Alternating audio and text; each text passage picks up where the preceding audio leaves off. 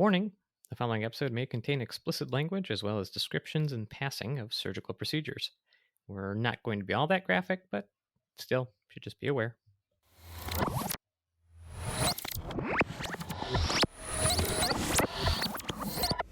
In the year 1767, Dr. John Aitken is working on his next invention in his workshop in Edinburgh, Scotland. Dr. Aitken, are you here? Oh, there you are. I have to admit, I don't like bothering you in here. It's no bother. Come in. Are you sure? I don't have to come down these stairs if you don't want me to. I can hear you from up here. Look, as my new assistant, you must get used to coming up to my laboratory. I spend a fair amount of time in here, and so shall you. Oh, fair enough. It's just, to be honest, it's really creepy down there. Why did you set up your laboratory down in the stone basement of this place? It's damp, cold, and you've got frightening implements and prototypes strewn about. Nonsense. The dampness helps focus my mind on the work of inventing. I'm working on my next invention now, as a matter of fact. So it seems.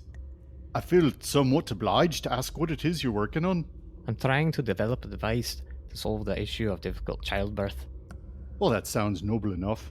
Unfortunately, many women undergo difficult labour. Often this results in the death of the mother and the child if we cannot help deliver the baby in time. Oh, interesting. So it's not uncommon for the baby's shoulder to get caught in the pelvic bones, making it difficult, if not impossible, to deliver the baby in the traditional manner. Oh, I see. I've heard of the cesarean procedure where they remove the baby by way of surgery.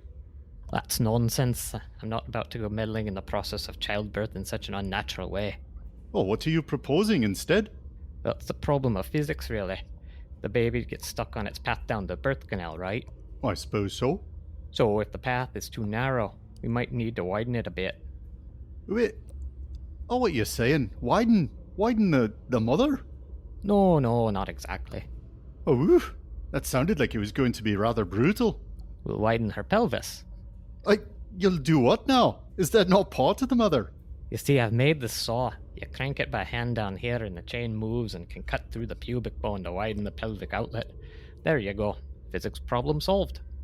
Ugh, that sounds awful. Just dreadful. How on earth is that less unnatural than a surgical procedure to remove the wee bairn and leave the mother's pelvis intact? There are many cultures that have adopted the cesarean procedure. Surely that could be refined. It must be this way. I made the saw already. Ugh, is everything in this horrific laboratory similarly brutal? Well, no. I did invent a tool to help ease the child's passage down the birth canal under different circumstances. It delivers the baby gently when the mother needs a little assistance. What, those? Those large metal scoops are gentle? Those metal scoops are forceps, and yes, they're surprisingly gentle, I assure you. There's nothing gentle about the natural process of childbirth, to be fair, I'll have you know. It is a battle between the mother, the child, and the doctor. It has waged for centuries and millennia. I am devising weaponry for the new era. I'm a wee bit concerned that you don't have the healthiest view of this whole process. I don't know that it's my place to criticize as your assistant, but this whole lab is filled with implements of violence that seem to be directed at the concept of childbirth. What I'm saying is that I think you need to talk to someone. I don't know that this is necessarily all that healthy. Are you here to assist or to criticize? More of the former, please, and less of the latter, if you will. Alright, fine. By the way, your mother sent another letter. I don't want to talk about my mother. Oh, big surprise there. Excuse me? Oh, nothing. Nothing at all. Poor historians, poor historians. We look at cases through our history. It's just Max in there and Mac and me. You gotta listen, you don't have to read. Poor historians, poor historians, poor historians.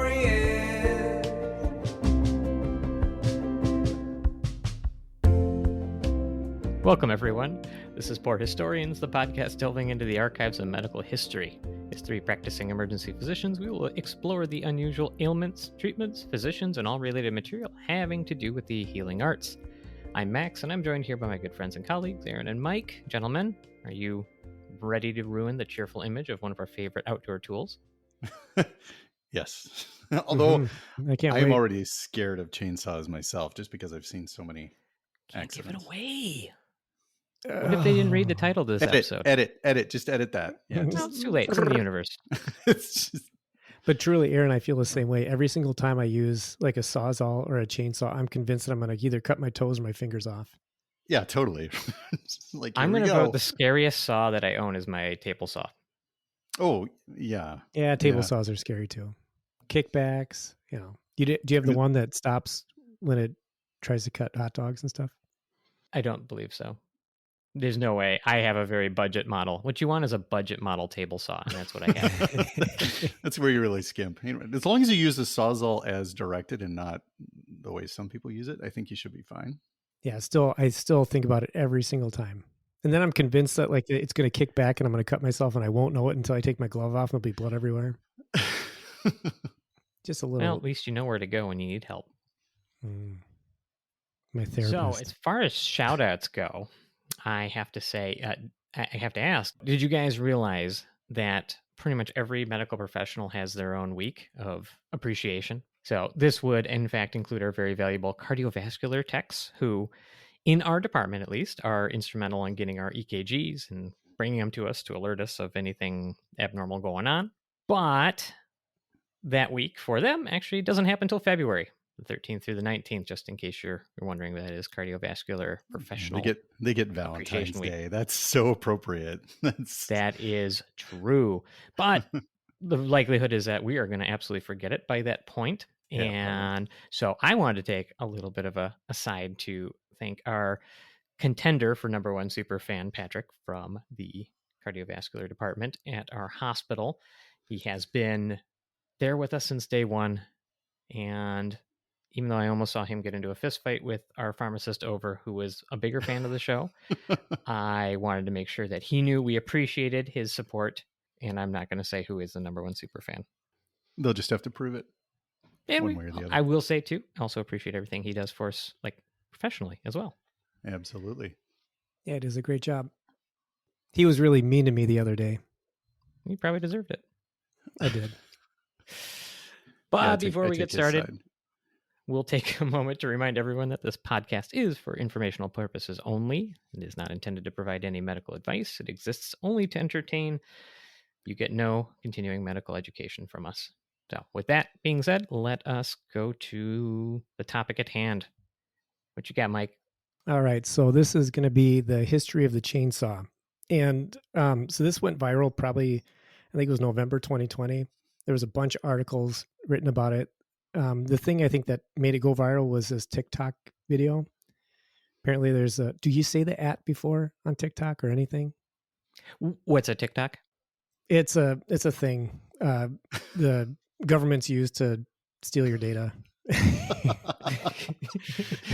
I don't think you would. I don't think you either would. @ say or the you @ I can @ and hashtag. I can't do anything beyond that. Okay, yeah. So I think hello, my name's John. So he put out this little thing. It looks like he does these little snippets of like interesting information. So he did one about the origin of the chainsaw. He missed it a little bit. I mean, he got the big picture right. So I just kind of did a deeper dive. So I found out about this from Eliza and Jason. So another shout out to those two. They said that it's something that they wanted to hear us cover. So essentially, I don't think he ever mentioned his name, but the TikTok video, it said that there was a Scottish surgeon who was most likely an early obstetrician who invented the chainsaw. It was invented for a specific purpose. It turns out later that's probably not 100% true or accurate. But so Dr. John Aitken, Scottish surgeon, graduated in 1763, just to kind of get an idea of the time. That was a while ago. Yeah. He was studying the theory and practice of medicine and midwifery. Or is it midwifery? Whiffery, I believe. Whiffery. Definitely whiffery. All right. So no listed birth date. No listed birth date, but died in 1790. Okay. So he was responsible for two big changes in surgery, but really obstetrics. He invented the locking midwifery forceps.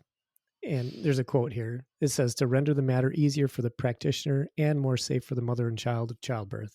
I don't know if before they had not locking forceps. Well, are they? Because I remember on my OB rotation that they had mentioned that like you bring these two giant salad tongs, medical salad tongs out, and then you can clip them together, but they could be unhinged pretty easily. And do you know, is it the same, basically the same design he had, or It must be. This one was tough because every single thing I looked up, there were like 3 other things you had to look up. And it was just like getting way too. That's too much work for this show. Yeah. Yeah. I was like, down the rabbit hole. That's that's non-entertainment shows. Yeah, I could see that much work. falling. Right. Yeah, there was a lot of data, a lot of information. So I would assume that it's the same. They describe it the same way. It looks just Birthing like tongs. Yeah. I had seen it once. It was not great. Not great. Supposed to be gentle. Yeah. Yeah, it's super gentle, right? All you're doing is just clamping the head of the baby and pulling. And that's pulling it out by its head. Yeah. Mm-hmm. One of our obstetric colleagues who does listen to the show is. I'm awaiting your response. Yeah, seriously. Oh my God. Could you imagine? Well, anyway. They are brave providers. Vacuums are much better. Think about that. So yeah, those guys, they'll go and they'll have pregnant ladies and they'll do these deliveries, and then they've got all those maneuvers set up in their mind. They already know what they're going to do. It's just like they're just so prepared for it. But then we have a pregnant lady that's going to deliver. We're like, get her the hell out of here. Well, because we know just enough to know to be terrified. We know what could go wrong, but not how to solve it. So, so it is nice to have those. It leads to many more expletives for me. So the reason Aitken's being mentioned here is not for his forceps, although it probably made a lot of deliveries easier. So in this like viral TikTok-y time frame last year, it's thought that he was the inventor of the chainsaw. So before this, apparently people just use saws to cut down trees, and they still do. But tried and true. Maybe they use an axe. Yeah. So but the reason, like we kind of hit on the opening skit, but the reason why he made this was gruesome. Wait, so what opening skit? Are you talking about the historical reenactment? Oh, well, yeah, the thing that we observed happen and somehow found the USB drive. Transcripts. Yeah. Yeah, absolutely. Yeah, so his chainsaw was specifically used to divide the pubic symphysis. So that's the little piece of cartilage in between the pelvic bones, if the pelvic outlet was too narrow to allow a safe delivery. And you don't mean metaphorically divide? No, like actually cut it in half and rip it open.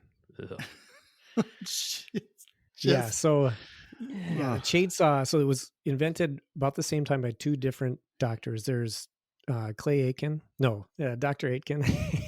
Clay Aitken? And then an orthopedist by the name of Dr. James Giffray. So I think Aitken was the first to publish it. So he published it in his own journal, Aitken's Principles of Midwifery or Puerperal Medicine. I want my own journal. I know. You could probably just do it. You know what? Here's what we're going to do. We are going to bring back zines, but they're your own personalized, hip, cool medical journals. Nice. I like it. I'm going to get, the first sponsor is going to be ivermectin. You probably could get it. In 1785, he published this, and he said specifically the saw was designed for pelviotomy, essentially either pelviotomy or symphysiotomy. So you either cut the cartilage in between the pelvis or you cut the pelvic bones. And this, I mean, not to get too but this is basically the front of the pelvis, right? So this is the bone that you can actually feel towards the front of your pelvis. I'm not going to give you very detailed instructions on how to locate it. Just if you, it's a family show. Locate whichever genitalia you may have and go and push north of that by a good 5 centimeters in the hard ridge. 5? That's what you're talking about. Wait, that's probably 5 centimeters back from the butthole. Wait, where are you starting? It's in the front. Pubic symphysis, Mike. No, I know. I'm just, are you starting from the back or the front? I think it's a good rule to start from the front and go. So you're the umbilicus or the belly button. You could just go down from the there belly and go button down. too. Okay, go down from the belly button. Yeah. It seems you did about 5 roughly, PG, right? Kind of. Well, if a girl's ever been kicked in the crotch, that's where you get kicked. Okay, there you go. Thank you.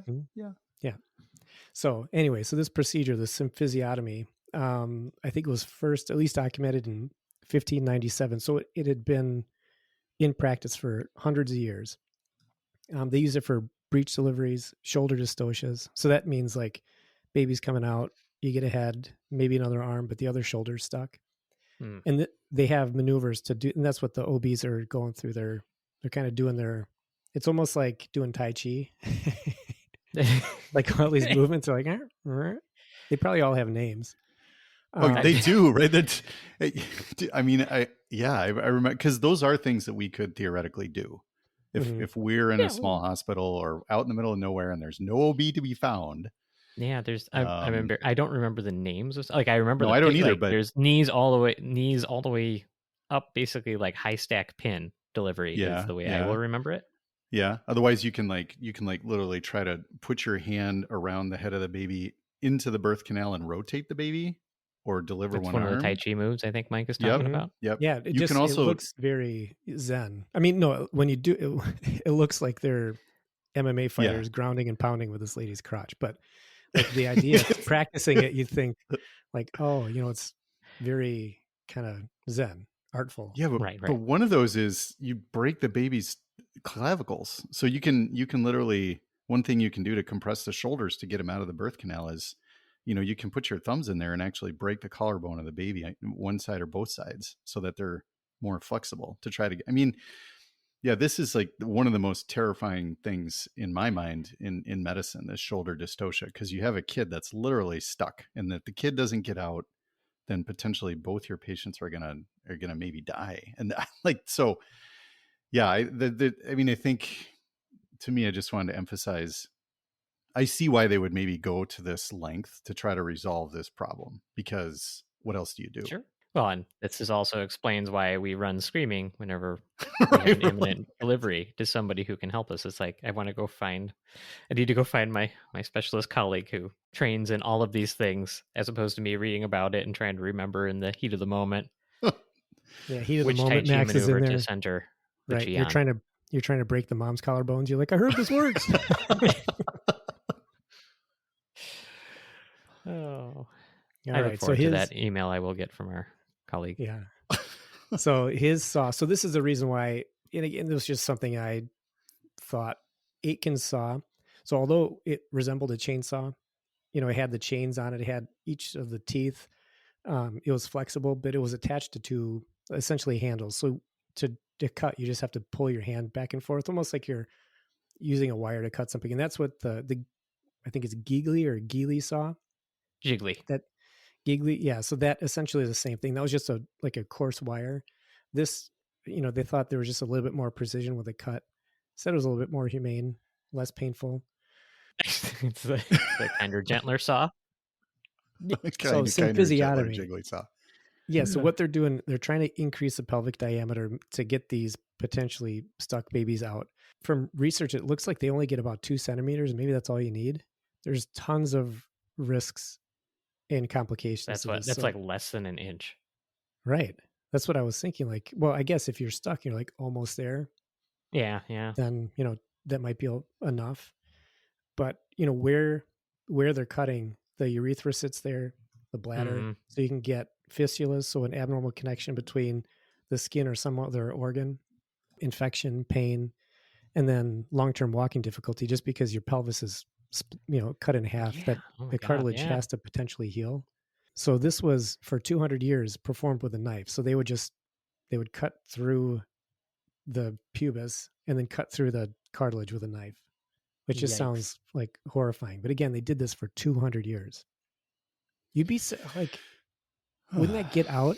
And women of these days would be like, you know what? I'm good. I don't think I want to have a baby. I would not blame them. Well, yeah. I mean, the risk of death, the risk of all. Anyway. Fortunately, it goes right most of the time. Well, now it does, yeah. And maybe it did back then too. I don't know. And you just hear about the bad ones, but when they involve saws, they do stand out in the mind. Yeah, they do. But so doctors in the 17th and 18th century, apparently they were plagued with severe and frequent mechanical issues with childbirth, and they were very frequently fatal. It's probably because everybody was wearing like 18 different layers of clothing. Maybe. Like it's actually probably literally hard just to get get to the birthing process because you need tools just to like get off all the equipment everybody is wearing in that time. So they look to obtain a more modest growth of the fetus. You look back, you're like, oh, this sounds kind of ridiculous, but there are a lot of studies back that, not studies, but papers saying that you need to focus on adequate nutrition of the mother or try to induce preterm birth somehow. They tried pelvic fumigation. I don't know what they put DEET up there to like make the babies not grow. They didn't have DEET back then, but So their solution is to make the babies small. yeah, they wanted the baby small because it's going to come out. I mean, if you want to avoid using a chainsaw on somebody, I mean, I suppose.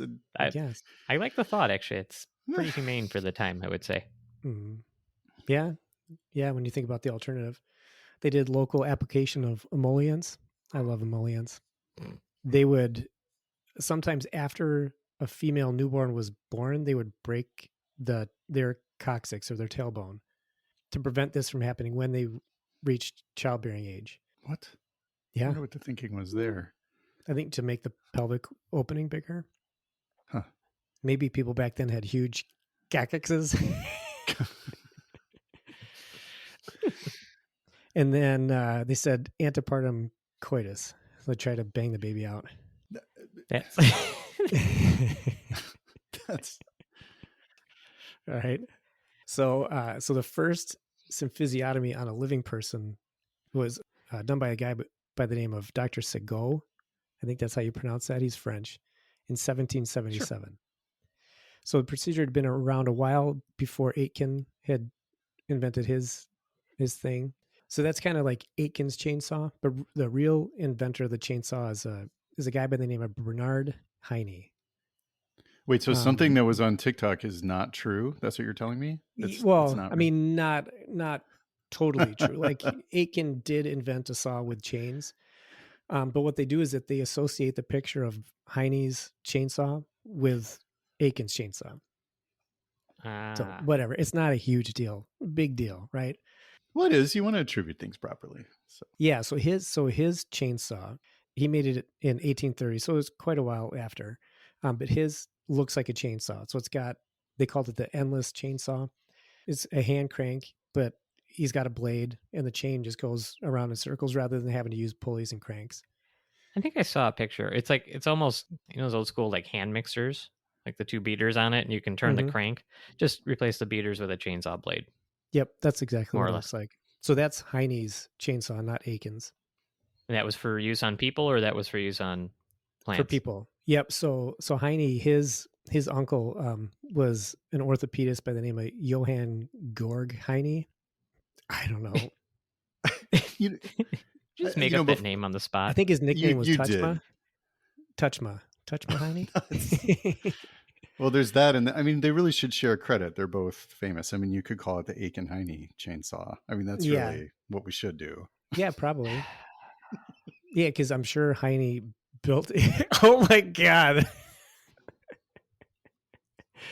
Slow burn. Slow burn for Mike on that one. So anyway, sorry, I don't want to acknowledge that was actually good. Or Bernhard Heine. I don't think you're going to top Aiken Heine. I know. We really need to get this out there. This is the new TikTok. Aiken Heines. Oh, God, I'm 12. I'm 12. I'm permanently 12. Well, 13. Yeah, you didn't have that wordplay at age 12. Come on. No. Did I ever tell you that the best burn ever was by one of our PAs, probably about 12 years ago? Somebody that no longer works. Against me, yeah.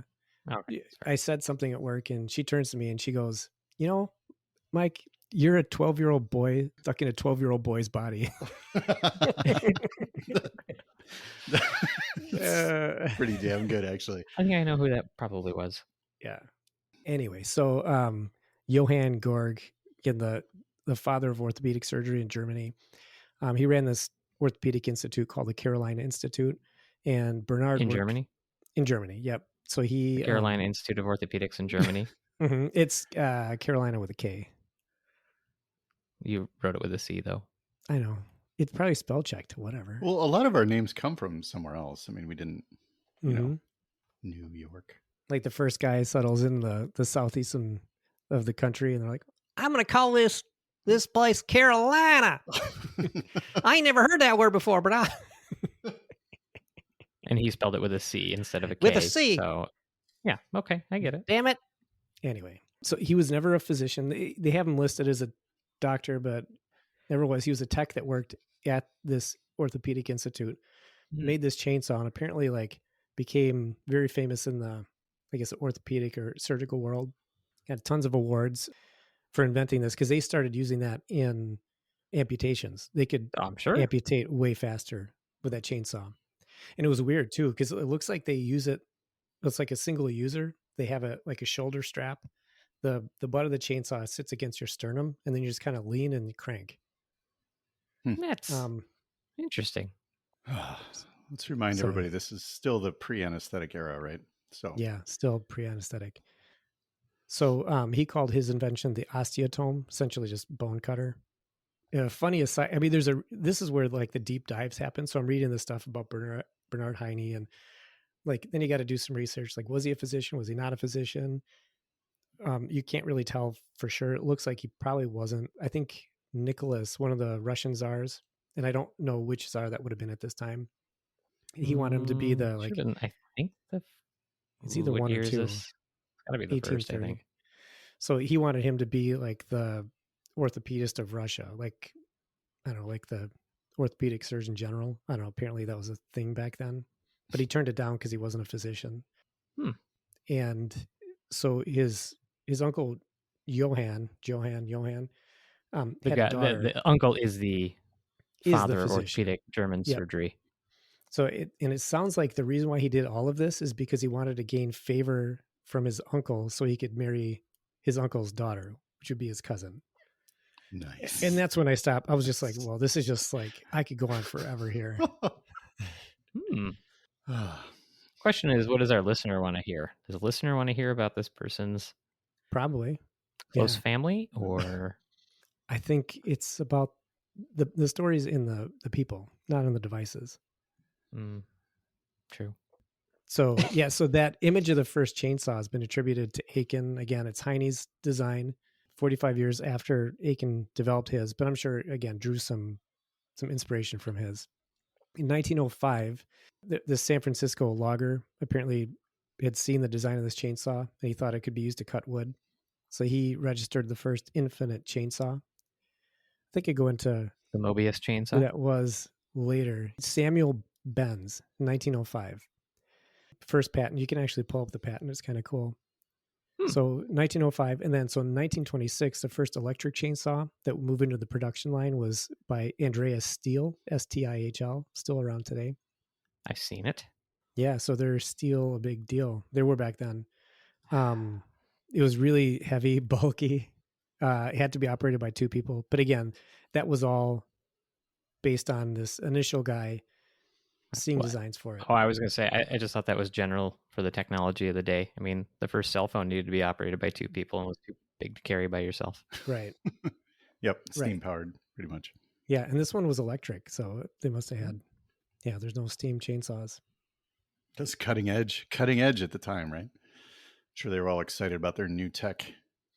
Mm-hmm. So this symphysiotomy, again, people would argue that it saved a lot of babies, potentially saved a lot of mothers, but it was pretty much rendered obsolete after the widespread adoption of cesarean sections. We think about C-sections though, like they've literally been performed for millennia. I think one of the first recorded C-sections was 1030 BC. Like in hieroglyphs, they have somebody like cutting baby out. It usually didn't end well for either patient. It's harder to write in cuneiform.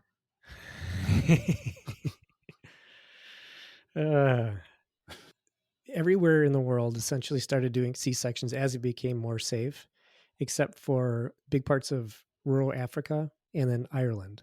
There was a big class action lawsuit. There's about 1,500 women that were unknowingly, not consented for the procedure, but they had symphysiotomies between 1944 and 1987.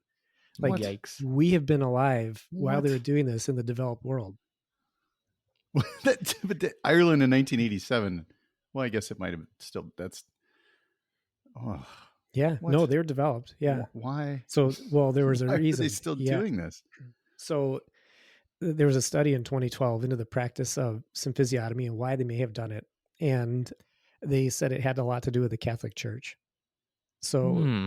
yeah, symphysiotomies were encouraged, if not insisted upon, because Why? of the Catholic aversion to C-sections. But why are Catholics against See, this is C-sections? one of the other deep dives. Like, I didn't, it's apparently, I it's don't know. It seems like something you unnatural. just gloss over. Yeah.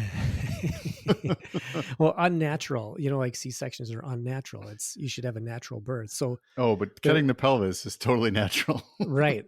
Yeah. And yeah, again, it didn't make any sense as I'm reading this. Like, how in the world did this go on? And apparently, there were two ministers of health. Actually, there was one in Spain too, but within Ireland that were pro symphysiotomy, anti C-section. So they were just like these huge, the church push, the big government healthcare medicine push to not do C-sections. I even read some reports that they would, if you absolutely had to, you'd get a C-section, but at the same time they would do a symphysiotomy to ensure that the next birth could be vaginal. Yeah, those two bones are joined by this incredibly strong set of ligaments normally with a tiny, tiny gap. Mhm. And so you would think that would never heal correctly because ligaments don't. I mean, if they're completely cut, they don't heal right. They don't heal. So, you're just essentially walking around with an unstable pelvis held together by scar tissue after that. Yeah, there was an article I read. Yeah, they interviewed some of the people that had it done. And again, it was one of those, maybe they're saying like, oh, this is implied emergency consent. Like we have to go do this procedure. Otherwise baby's going to die or whatever. Yeah. But they said that they were in labor. Everyone seemed fine. The doctor would go down. She wouldn't be seeing anything that was going on. They would just feel a pop and then like not think anything of it. But then they'd be in the hospital for weeks afterward. Couldn't walk. They had chronic pain, incontinence. And then some of the women that found out, because some women didn't even know it happened. Tons of psychological issues and pretty bad. Man, I know. But so the flip side is that the mortality rate. So in 1865, when they're still doing this procedure, the mortality rate for a C-section was 85%. Yeah, which so is right. I mean, yeah, high. Yeah, It's yeah, gotta really be high. mostly sepsis or infection and It's blood loss in there too. I'm probably sure. blood loss. Well, and as you look at the history of the C-section too, like the incisions became different because we think of the Fannin steel incision now. The low across like the horizontal incision is guess as opposed to the all up and down. Right. Well, those that's are like probably a lot of up and down. 5 incisions. generations of surgery, or 5 generations of or iterations of in a way to do a C-section. Sure. So yeah, been kind of perfected over time. So the first successful C-section in the U.S. was performed by a guy named Jesse Bennett, Dr. Jesse Bennett in Virginia in 1794. Did it on his wife. Wow. Oh, geez.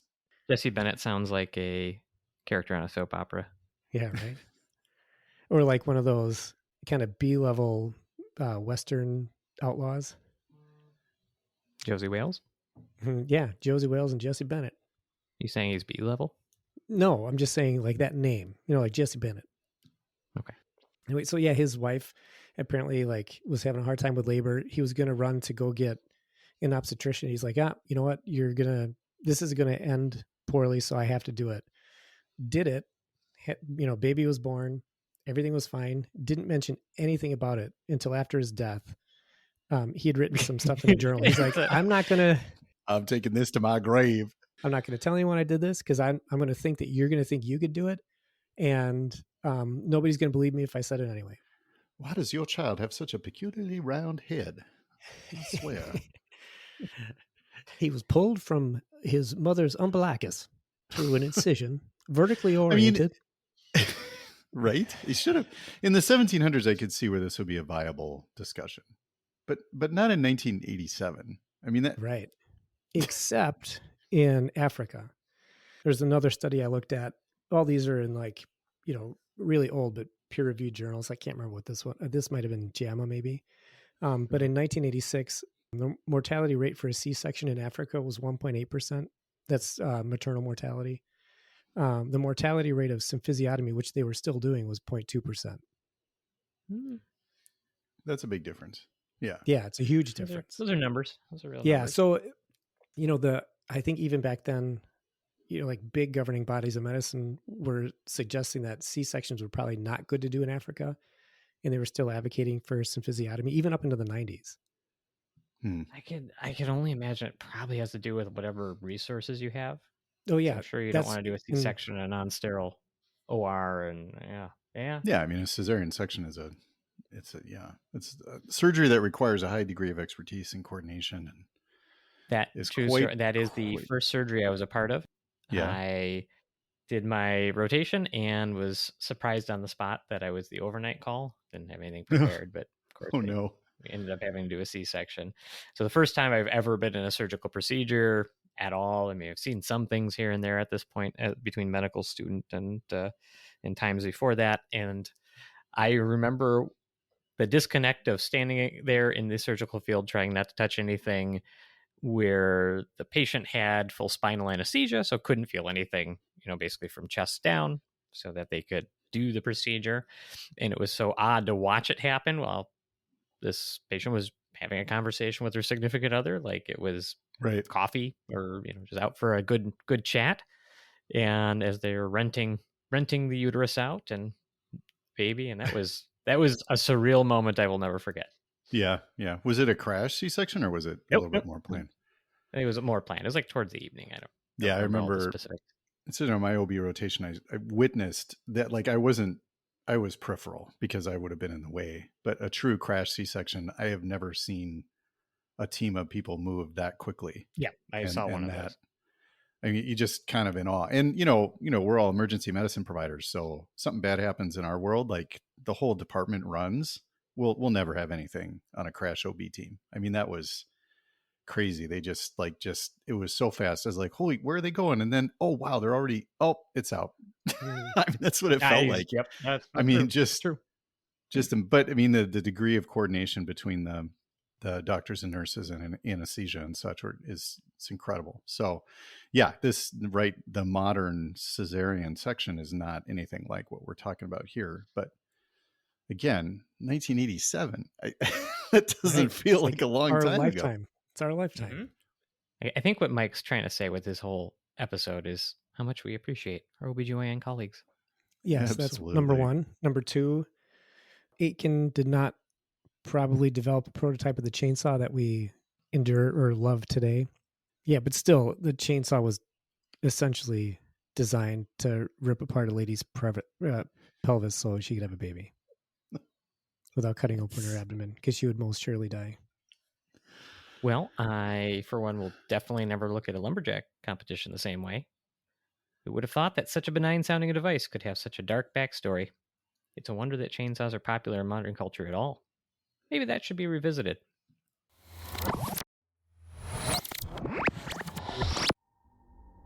Freddy Krueger, Jason Voorhees, and Leatherface are enjoying an evening chat and discussion of their particular crafts.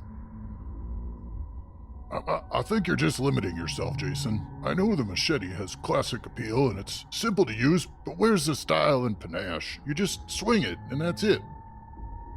I don't feel limited by it. Sometimes I improvise.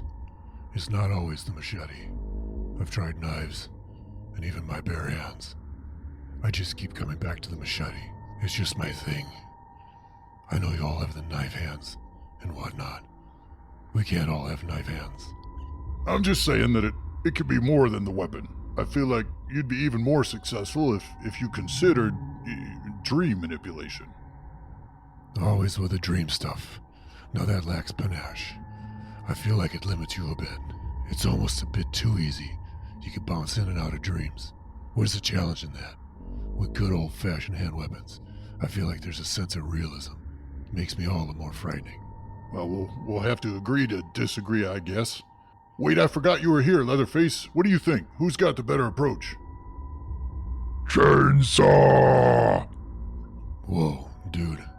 Yeah, not cool, man. Do you know where that thing came from? The chainsaw has a really troubling past. You can't even imagine. It was developed to help with childbirth, but exists as a symbol for horrific medical ills that were perpetuated well beyond any necessary time of need. I know, right? Maybe have some tact in your choices and be aware of history. Yeah, dude, you gotta read a book now and again. Chainsaw. Yeah, I know. Chainsaw. We're just saying you should be aware of the cultural context of your weapon. Alright, devil's advocate here, but I suppose if he knows the history of the device and still chooses to use a chainsaw, doesn't that make him more horrific? No, it's just problematic for me. I'm just not comfortable with the implications. I think you can do better, that's all. Be ashamed. Hey, it's alright. You didn't know. Come on. Let's go find you a new signature weapon. Hey, you want to go to the hardware store, buddy? Hardware store. Alright, I'll drive. Say, Leatherface? Yeah, can we freshen up your mask? It's getting a bit of a funk. We can make a stop on the way. New mask, new me. Way to do better. I'm really proud of him. He's grown so much as a person. Me too. Me too.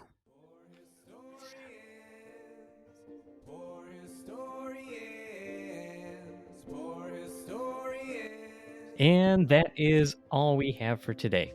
We appreciate everyone listening and love to hear from all of you out there. If you'd like to send us a message or provide feedback, we can be reached through our website, www.poorhistorianspod.com. There you will find links to all of our social media sites. We do take emails at poorhistorianspod@gmail.com, and we respond to all posts on our various social media accounts. If you're old-fashioned, well, it's frankly just harder to communicate. So try typing an email. It is the 21st century, after all. And talk to you, Mom.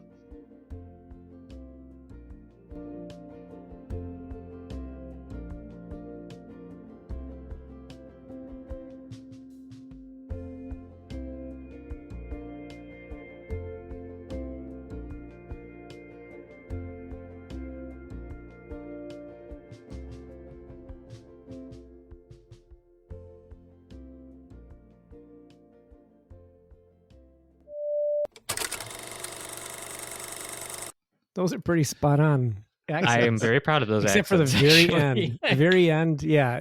You know, Aaron kind of gravitates toward the Finnish or the Scandinavian, and then you did a little It groove migrates. from. It migrates, yeah. Before that, I was like, I'm listening to two Scottish people talk. Yeah, it did. I'm drift gonna a say bit, that's some yeah. of our best accent work. I'm gonna Yeah. go on a limb. Yeah, Max, that was really good. Have you guys ever seen The Secret of Roan Inish? Yes, Yeah, I think it's one of the best kids movies ever. Is it in it? I learned everything I need to know by reading Inish. Train Spotting. You seen okay, fine, Rowan right. Inish in it? All right, let's go to the welcome segment. Let's do the whole thing this way. You guys are really good. Really good at your accents. What's this Finnish person doing in Upper Scotland? I'm an immigrant from Sweden. Nice. We'll do the welcome segment. Is she sending you Nice. letters? No, but she grumbles whenever I call. Like she doesn't like her cell phone. She doesn't want it. It's a whole thing. Mhm. Nice. She just doesn't want to talk. She's like, just text me, Max. What do you need? Do you need money? There is zero chance that she would find a text. My dad started texting a year and a half ago, but he Oh, that- quickly found emojis. I was very proud of him. Yeah, well, maybe the keyboard. He hit that button. He can't get the keyboard back. My mom gets tons of emojis and everything. I'm trying to get It's- them to no. use maps. They'll I mean, like, you can just tell the phone where you want to go, and Are then you the phone printing will out the tell you. MapQuest directions? No, what Oh they my do is God. they'll open the maps, and then they'll just move the map with their finger so they can follow. They're like, oh, it's like a map I can read. I'm like, Adorable. yes. It's like a map that's too small to read. I can't read. Like, that's worse Way than a easier paper with map. paper. Like, well, yeah, you're doing it wrong.